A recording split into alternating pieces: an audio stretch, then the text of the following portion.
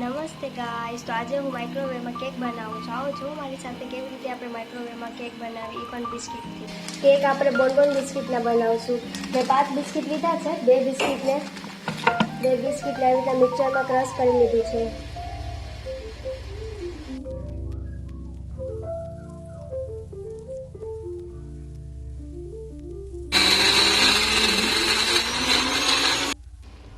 આપણું crush ready છે.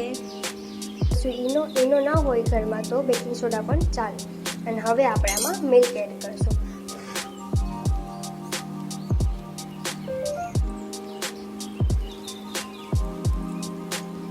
થોડુંક મિલ્ક એડ કરીને આખું એને મિક્સિંગ કરી દેવાનું.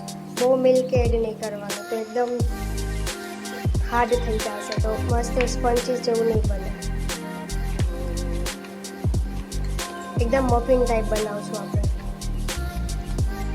આપણું પેસ્ટ રેડી થઈ ગયું છે. હવે આપણે આને માઇક્રોવેવમાં 5 મિનિટ્સ માટે રાખીશું. તો આ છે આપણું IFBB માઇક્રોવેવ. તો હવે આમાં હું તમને કેક કેમ બનાવું, મિનિટને કેવી રીતે રાખવાનું બધું શીખવાડીશ. ઓપન કરી લીધું. હવે જે આપણે પેસ્ટ બનાવ્યું છે કેકનું મૂકવું.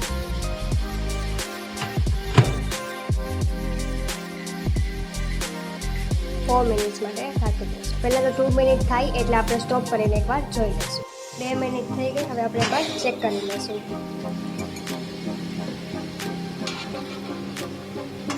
સ્પંચી છે અને અહીંયા જરાક હજી ક્રીમી છે, તો હજી એકવાર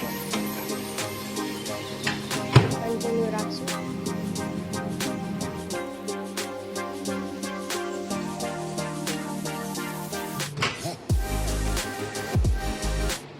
આપણું કેક રેડી છે. હાલો હવે આને એકદમ સ્મૂથ થઈ ગયું છે.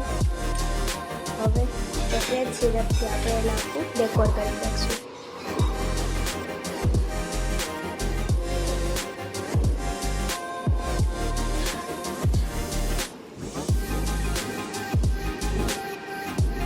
જેમ્સથી ડેકોરેશન કરશું આપણે.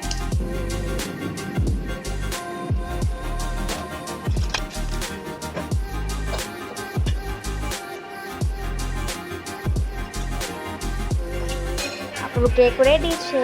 તો મને જરૂર કોમેન્ટમાં કહેજો કે આ કેક તમને જોવામાં કેવું લાગ્યું. ટેસ્ટમાં તો બહુ મસ્ત છે, તમે ટ્રાય કરજો. તો આ જોઈ લો અમારું ડેકોરેશનનો વિડીયો જોવાનું ના ભૂલતા, અને એ બ્લોગ પણ ના ભૂલતા બર્થડે વાળો.